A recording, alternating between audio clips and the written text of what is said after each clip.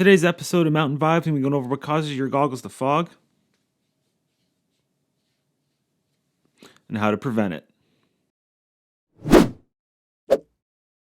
What's going on, everybody? Welcome back to yet another Mountain Vibes episode. Thank you so much for tuning in today. So today's video, I'm going to be going over essentially like what causes fog in your goggles and how to really prevent it. But before we start with the preventative side of things, we kind of have to understand exactly what fog is. So essentially, fog is created when you have warm, moist air, essentially like say your perspiration or your breath, when it comes in contact with either cold air or a cold surface. So that cold surface would essentially be the front of your goggles, or even potentially even the inside of them as well. So when all of those come together, the moist air condensates and essentially causes the fog on the inside. So a lot of these preventative measures will essentially help alleviate a lot of that condensation. So without further ado, let's jump into this video, shall we? All right, so tip number one, and that is just make sure that you actually have like a well-fitting pair of goggles. Pretty much, you do want to make sure that there's no gaps at all between the goggles and your face. You want to have a nice secure seal all the way around the goggle itself. Pretty much, if you have any sort of gaps in the goggle, you're pretty much allowing like cold air to be shoved up into the goggle itself. Now, if you have too much cold air, and as mentioned, if you tend to sweat or if you have any moisture built up inside the goggle itself, pretty much once those two come in contact with another and it actually kind of meets on the lens, you're gonna be creating a lot of fog with that. So biggest tip that I can actually give you is make sure that you actually have a well-fitting pair of goggles. If they fit a little crooked or if anything, you got to do a little bit of adjusting just to make sure that everything is nice and sealed off. So you're allowing the cold air to stay out and you're essentially allowing the warm air to stay in. All right, so now that you've actually established like a well-fitting pair of goggles, this next tip essentially is once you're actually on the hill and you're actually put the goggles on your face, you want to keep them on your face. This is allowing that cold air to remain on the outside and that warmer, humid air to stay on the inside. But it's by chance like you actually do have the urge to take your goggles off. Let's say if like your face is running a little bit too warm and you just want a little bit of more comfort. Biggest thing that I would suggest is like actually take the goggles and just pull them away from your face a little bit. This will allow a little bit of cold air to hit your face and allow a little bit of air to kind of recirculate through the goggles, so to speak. The worst thing that you could actually do is by putting the goggles on the top of your head. Biggest reason for this is you do have a lot of body heat that does leave the top of your head, and if by chance if you're sweating, you're a little bit warmer, you're going to be allowing a lot of warm, moist air to essentially be pushed back into the goggle. And if it's not sitting properly on top of your head, you're going to have like a nice mixture of cold air as well. So the moment you actually do that, put it from the top of your head and put it back on your face, you're going to be creating a lot of condensation inside the goggle itself. So if you do have a really big urge to take the goggles off, just to help with your overall comfort, take them and put them around your neck, and you can even put them around to the side as well. So then that way, like a lot of the body heat isn't escaping from the top of your jacket and going into the goggles themselves. So, but as mentioned, try your best to keep the goggles on your face at all times. But if you do need to regulate the temperature a little bit, best tip I can actually say to do is to actually just pull them away from your face and just to give yourself a little bit more comfort and help the goggles self-regulate their temperature. All right, so tip number 3, and that is just to make sure that your goggles are actually nice and dry. If you're on a multi-day trip, you don't want to have to leave the goggles in your car, because what's going to happen is they're not going to be able to dry out properly, and then come morning when you actually want to go out and ride, if the foam itself actually hasn't dried out completely, you're going to have a lot of moisture locked into that. And then once you put it on your face, well, A, it's going to be cold and uncomfortable. But B, you're going to be allowing a lot of moisture to kind of stay inside of the goggles, which will start to create a lot more fog, especially once the day starts going and you start sweating and start heating up a little bit more. So just make sure that you actually take them inside, let them dry out. But as well, if by chance you were actually caught in, let's say a rainy day or a storm day, there's going to be very little that what you can actually do to prevent your goggles from fogging in a case like this, especially if you tend to run really hot. So one thing I could suggest is if your goggles are getting, almost pretty much soaked, I would suggest either A, have a second pair, or B, what you could do is go into the lodge and then take some paper towel or something and just try to dab out as much moisture from the actual foam itself. This will help a little bit in regards to how much moisture is actually stuck inside the goggle.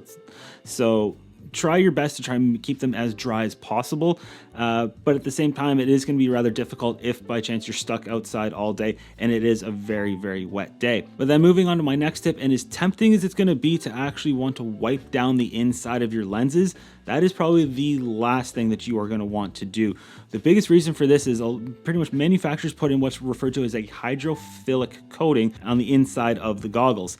Now, what this coating does, it allows the moisture to essentially be absorbed into the lens, allowing it to dissipate. Now, these coatings can only do so much. So let's say if like you are caught on a very wet day and it can only allow to absorb as much moisture as possible before it actually hits like its quote unquote saturation point.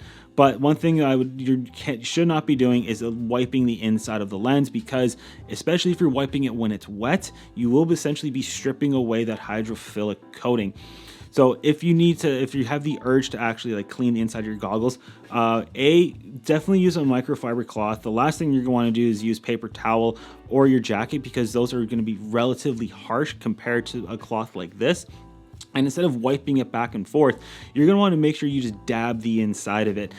This will, kind of get rid of a little bit of that moisture that's in there, instead of you having essentially like scraping off like that hydrophilic coating. And as well as say if you take a tumble or anything like that and you actually get a bunch of snow inside the goggles, once again, don't have the urge, especially if you have your gloves on, to kind of scoop all that snow out. Which the best thing that you can do in this situation is to take the goggles and actually try to bang the snow out. You're going to pretty much just like kind of do this, hit it like with your hand, hit it off of a hard surface, and allow the snow to kind of fall out naturally. The last thing you want to do is try to pick it out, because as mentioned, if you start rubbing any sort of any sort of snow or even rubbing the goggle, you're taking away that hydrophilic coating. And then once that's gone, you can't really replace it. I've tried like an actual like anti-fog coating similar to what you'd find at a hockey shop to put on the inside of a visor, but it just doesn't seem to work as well as if like you actually had that coating itself from the manufacturer. So with that being said, just try your best to not wipe the inside of the goggles, because pretty much you will essentially be ruining the finish over time. All right, so now tip number 5, and that is just make sure that your goggles are well ventilated. If you have any sort of snow buildup, just want to make sure that a lot of that snow is actually brushed away off of the vents, especially even if like you've taken a fall and you get some snow kind of like shoved up, let's say underneath. Same thing, just take a cloth, or even at this point you can even like take your hands, clear out the ventilation like on the actual goggles themselves. This is going to just allow the air to flow through it a lot more, allowing the goggles to regulate a lot better, kind of allowing a little bit of cold air to kind of push through, and allowing that moisture to kind of dissipate through the goggles. And it as well, like if they're not really cleared, you're going to be having a lot of like moisture kind of dripping into the goggles themselves. So just make sure that they're nice and well ventilated. All right, so now my last 2 tips that kind of fall into one another here, and that is just pretty much like manage your heat a little bit better, because pretty much to say regardless if your stuff is like super breathable, regardless of how hot you actually are, a lot of that body heat is pretty much going to come up through your jacket, and then will potentially go up under your balaclava, like into your helmet, and then into your goggles. So one thing you could even do is to say if you need to regulate your temperature a little bit, open up the vents in your jacket if you have them. It's going to be a little bit more comfortable than allowing the airflow to flow through your jacket, as opposed to having like open it up all the way. It also allows a little bit of the body heat to help escape from your jacket, and instead of it having rise up and kind of getting into your goggles. Now, on this next tip, and this is a very big thing, especially in the times that we're in at the moment, and that is pretty much the proper way to essentially wear a mask. There's a lot of ski hills out there, especially the ones that I've been to, where masks are mandatory, especially when you are standing in line. So the biggest thing that you shouldn't be doing is like if you have your mask setting up high and you have your goggles like go right over top of it, you're essentially sealing off the mask underneath your goggles, and you're allowing your breath, or that warm, moist air from your breath, to essentially go up straight into the goggles. And once that happens, like that's what's going to be creating a lot of moisture, especially if like the lenses are still relatively cool. So the best tip that I could provide for this is like when you actually put your mask on, don't tuck it all the way up into the top. What you want to do is leave a small little gap like right underneath the bridge, like where the actual goggle is. It's going to give you like a small enough space that's going to allow a lot of that warm air just to escape through the mask. So therefore it's not getting like all shoved up all the way up into the goggle. It'd be a little bit more comfortable to wear it that way. and it's going to allow just a little bit more of that moisture to kind of like escape, and it's going to help like regulate even like the air underneath your mask as well. All right, so that's it for me for today, everybody. Hopefully you got something out of this video. Any questions, please feel free to leave them down in the comment section below. I'll be happy to get back to you as soon as I can. If you yourselves have any sort of like cool tips or anything that I haven't mentioned in this video of ways that you prevent your goggles from fogging, please feel free to leave them down in the comments section, start a conversation about this.